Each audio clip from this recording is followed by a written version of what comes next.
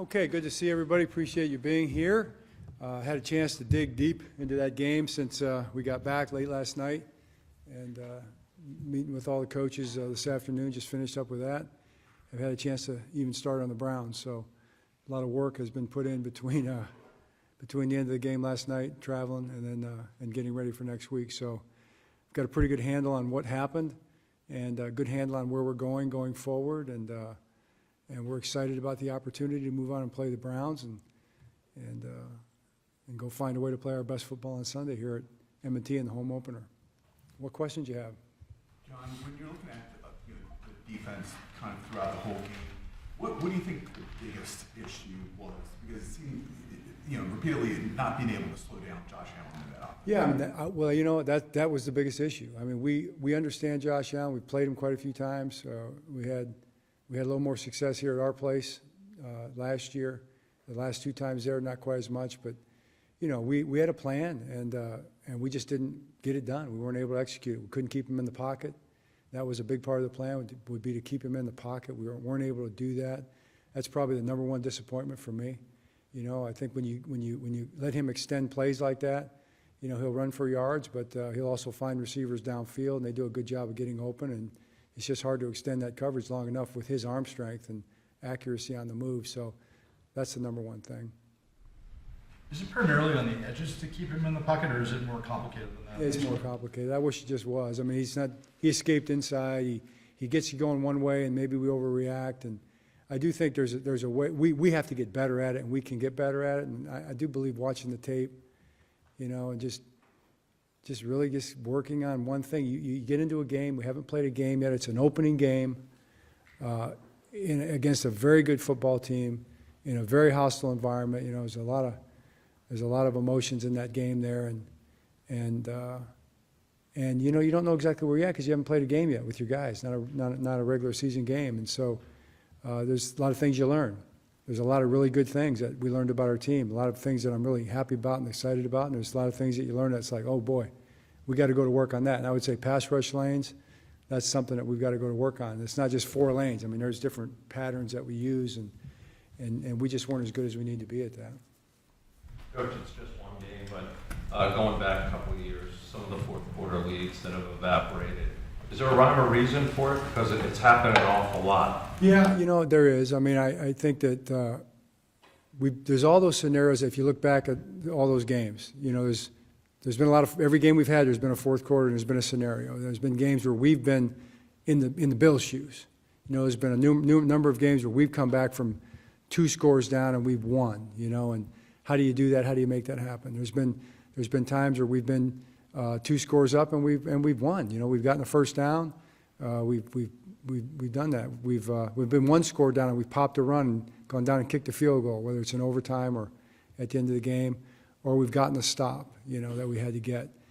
And maybe part of it's the fact that we've been ahead a lot. We've won a lot of games, so we've had a lot of 2-score leads. So we've kept a lot of those, but I think we've lost 6 of them, if I'm not mistaken. That's too many. I don't care how many 2-score leads you have. And I do believe that we need to be really thoughtful of, how we decide that we're going to approach those situations going forward. Let's give it some thought. Let's give some thought to our play calling. Let's give some thought to our defensive play calling. Let's give some thought to our mindset, like how we're going to talk to one another. We're 2 scores up. We're trying to keep a lead against Josh Allen or any other, or any of these great quarterbacks in this league. What's our mindset on defense? How are we going to approach this?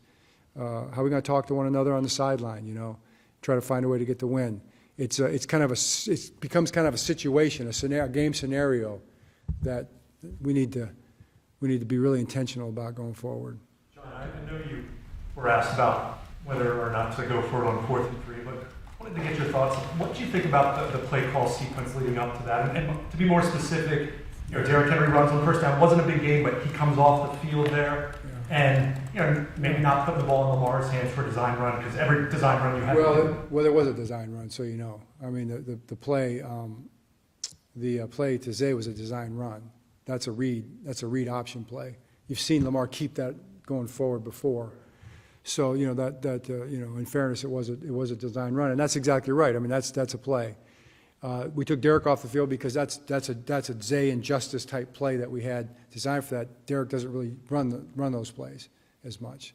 So that's why he was off the field, and probably it's not bad to give him a blow either at some point in time. He's going to be back out there again if you're hopeful.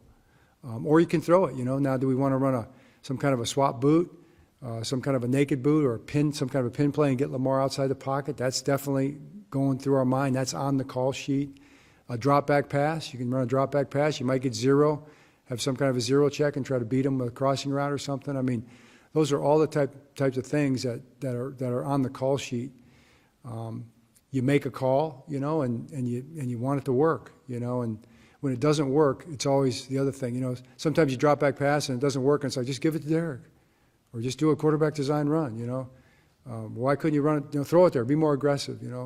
How about a boot? I mean, these are all the questions that we're asking ourselves this morning, and that you just have to go to the next week and try to do better the next week, and hope you dial up the right play and execute it, execute it really well, and hopefully you get the right defense or you check to the right call. When you are in those situations and you have a two possession lead in the second half, I just want to know, what is your philosophy in those moments? What is your philosophy when you're up 15 in the fourth? Is it protect? Is it still be aggressive? Just what is your message to the coaches? Yeah, my philosophy always on offense is that the best way to burn the clock is to get first downs. That's the best way to burn time. So, you want to manage the clock, and you want to be smart about that. You don't be snapping the ball with 20 seconds on the play clock. And you do want to run as much time off between plays as you can whenever the clock's running. I mean, that's just good clock management. But you also don't want to do it sometimes in such a way as that it takes away your momentum or your ability to actually get the first down. Because once you start running the play clock down under 5 seconds, then the defense can tee off on you. I mean, they get a get off too, because they can see the clock, and they can see you have to snap it on the next hut. So that's the twofold part of it there. It's like I lean towards sometimes we'll give up a little bit of time. Let's have a play dialed up where we can have the best chance to get the first down, because when you get the first downs, like we did on the first and 10 play, when you get the first downs, that's when you can burn the most time. That's how you win the game. John, when you reviewed both offensively and defensively down the stretch, when there's a blown lead, people always want to say, well, things got too conservative. When you reviewed the plays offensively and defensively, do you think you guys were aggressive enough down the stretch? Offensively and defensively, generally speaking, we tried to be as aggressive as we could be. Did we call the right plays? Well, hindsight, no. I mean, they didn't work. So, and I'm not just saying that to blow it off. I mean, I kind of might have, maybe we could have had some sort of a naked boot. I kind of would have liked maybe if we'd have done that. Hindsight being 2020. I'm not sure I want to drop back pass, against zero right there necessarily, but it's not to say we couldn't have popped it, because our guys are good man route runners, and maybe we get the ball off, and we get a catch and run, but that ball can get batted down too, So that's one that you say, would that have been a little more aggressive? That would have been, but the ball gets batted down there, and it's like, why don't you just give it to Derek, or just put it in Lamar's hands and let him run it, So I think that's the catch-22 of the whole conversation. Defensively, well, we tried everything.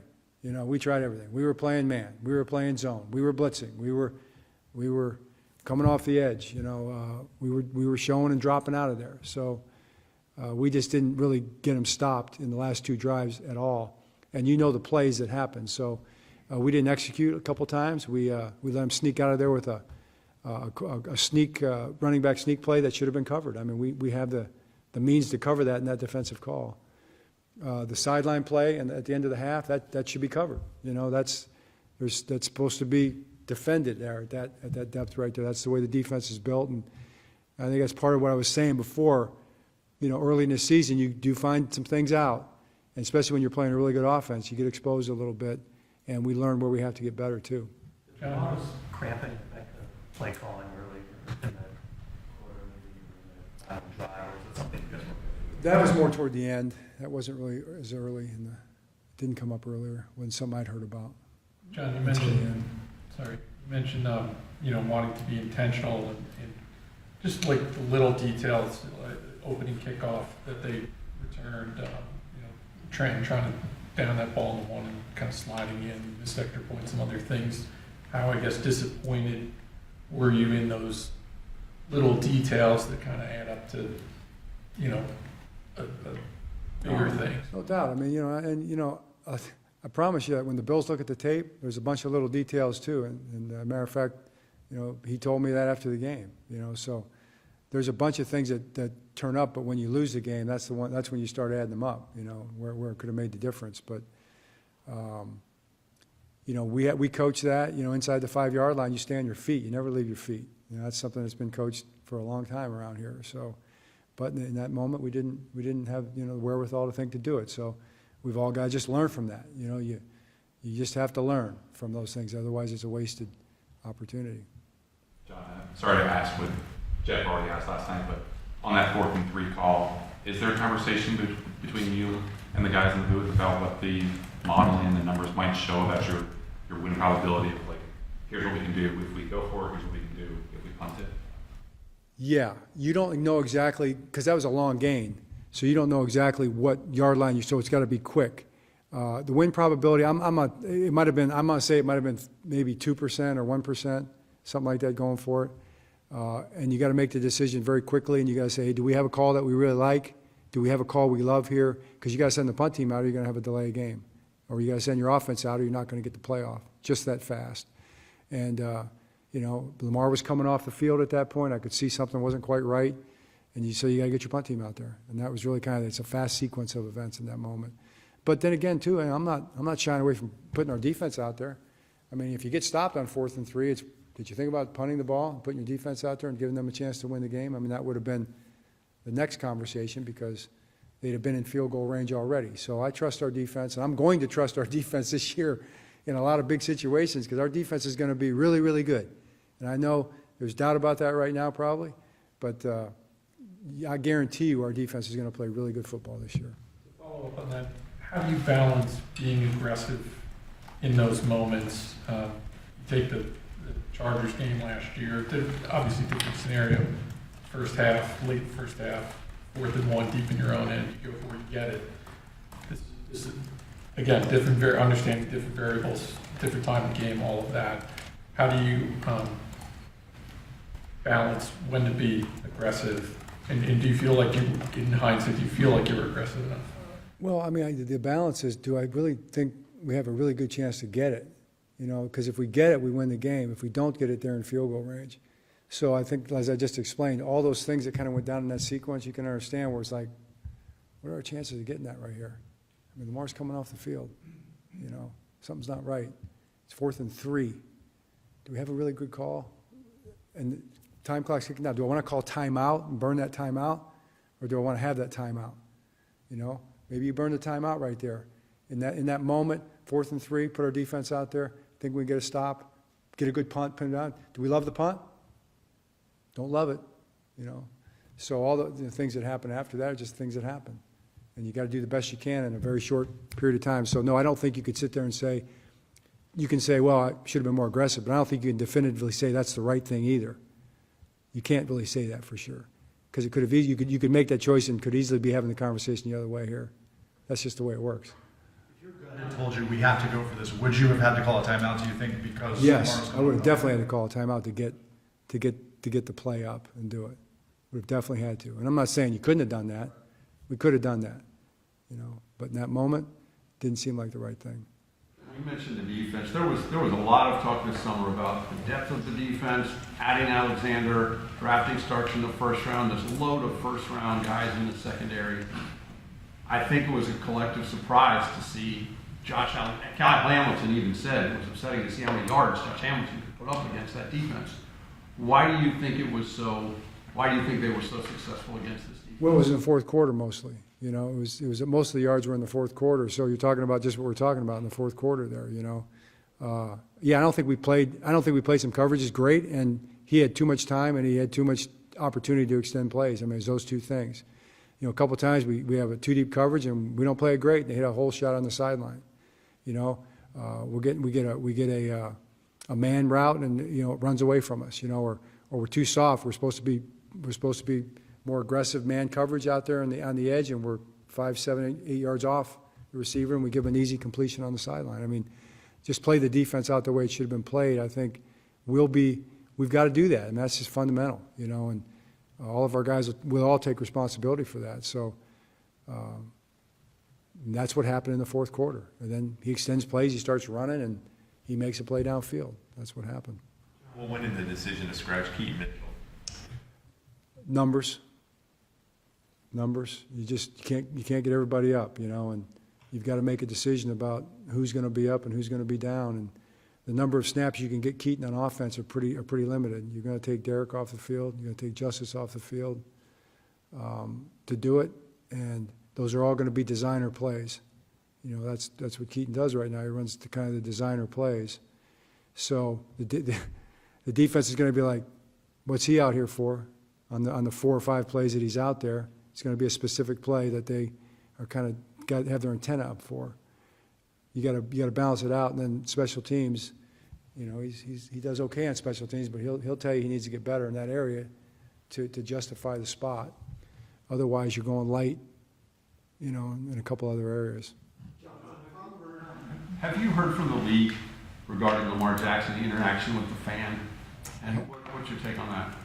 I have not heard from the league, Bo. My take is on it, and all I know is what I read afterwards, is Lamar's down there celebrating a touchdown with his teammates just like you're supposed to do. I mean, we talk about celebration, and we want our guys to celebrate with one another. That's the whole idea, and I didn't know. I guess I didn't know you're not allowed to go close to the stands, to do that without being attacked, by a fan. You score a touchdown, probably shouldn't have a frozen water bottle thrown at you either. So these are the types of things that that I'm sure that the NFL is going to address and deal with, and it's unfortunate that you should even be in that situation. I mean, I don't know how any of us would respond in that moment. I think it'd be something we'd probably be thinking about protecting ourselves. I do think that, I just think we have to understand that. So we can all say, hey, I'd like to handle it a little better, but that's a surprise when that happens, I think, in that moment probably for anybody. Back to what you were saying about the secondary in terms of maybe guys supposed to be a little more physical and weren't, or in terms of where they were lining up. Was that more of a communication, or are they just not doing it? No, it's just, it played a lot of great plays too. We had a lot of really well played plays too. So it's just consistent execution. There's the ability to continue to execute consistently, and it's who you're going against, and all those different kind of things. So it's a long journey. You pass judgment on the game. That's what we do. We go back, we grade it, we look at it, we look at each play exactly for what it stands for. We'll study it with the guys tomorrow, and we'll learn from it, and we'll understand that we've got to carry our lessons into the next game. That's what it is. So that's what you do. That's what you do in football, and that's what you do probably in any kind of after action for anything. And we'll do that. So that's why you're willing to say, hey, you know what, we can do that better. We have to do that better. And then the other thing is, to your point, is like, why did it happen? So it's not just, there's no general why it happened. Communication, yes. There's a couple plays, it might be communication. Maybe it's communication in the meeting room. We didn't quite make it clear enough, or maybe it got confused with some other defense that we're running. Could it have been confusion with another call that he's kind of tying together in his mind? As a coach, you look at all those little aspects of it to try to get to the point where there's a shared understanding, and the guys have a real good vision of what you're doing. And we have that. We have a lot of really good things going. It's just the start of the season, so we'll keep chasing that, and then you become, like I said last night, that's how you become the team that you're going to be over the course of the season. John, how do you think Mitchell Payton handled the fullback role? I think that was his first NFL game, and how is Patrick Ricard progressing? Yeah, Patrick's doing well. He should be out there practicing a little bit this week potentially, and we'll see how it goes. And then I thought Zaire did a really good job. I thought he was really good. He was explosive and physical. He really brought it up in there and unloaded on some blocks and did a nice job. John, you guys trusted Teddy Buchanan with some significant responsibilities out there. I guess what led to you guys letting him out there as a rookie out first game? Can you repeat that, please? Teddy Buchanan, you guys gave him some significant snaps on defense. What led to that decision? Teddy, yeah. I think between those two guys there was about between 55 and 60 snaps. I think they were split pretty evenly. Teddy might have had like 4 more snaps, something like that. And it probably was a plan going in that range. I mean, you never say one guy's going to play a little more. Just the way it shook out, we were splitting snaps, and that seems appropriate right now. We'll just kind of see how it goes. I thought they both played solid. Tyler said he was not happy with his process on the missed extra point. On the other hand, he does hit the 2 long field goals after you guys got backed up. Did you see the day as kind of a net positive for him, or what was your kind of takeaway on what he did yesterday? I thought he made some great field goals, and he missed an extra point. He pushed it, and it hurt us. So I'm really happy about the other kicks, the field goal, extra points. I'm really disappointed in the extra point that he missed. I liked the kicks that he was putting on the ground and the kickoffs. I really didn't like the one that he came up short on, So I just kicked the kick, really. To put a general grade on it, I don't know, does it matter? As a kicker, especially when you don't win the game, you want to be net, you want to get everything, every positive you can. I know that's how he feels about it, so I'll go with him on that. Let's make them all, and let's kick them all perfectly on the kickoffs. John, do 2 more. Speaking of process, just a kind of a clarification from last night. Would you like to see Lamar take it down to 2 minutes at that 2:03 mark instead of snapping it, or what was kind of? We got you talking about the? No, that was our plan. If we got the play we wanted, we got a 5-yard gain on that one. But you didn't want to take it down to run more clock to the. I believe you could have taken it to the 2-minute warning before. Right. Well, the idea there is because you want to get a good play too, and sometimes you take it down there, and the defense thinks you're going to take it down there.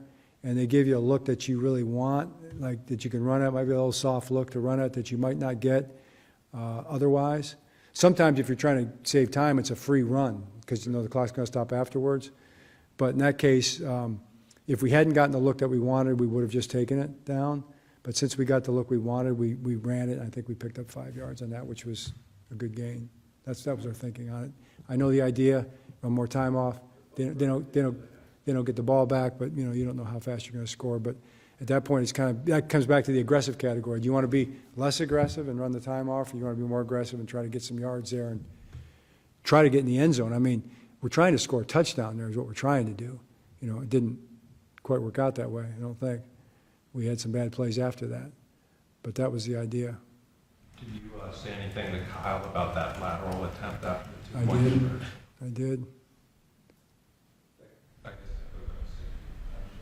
No, couldn't have been a safety, I don't think. Am I wrong about that? One point, which never happened. Yeah. I told him that I just questioned whether he actually graduated from Notre Dame or not. That's what I questioned him on. It's like I thought that was one of the most foolish things I've ever seen. So he agreed, and it should never happen again. All right, thanks, Coach. All right, thanks. Yeah.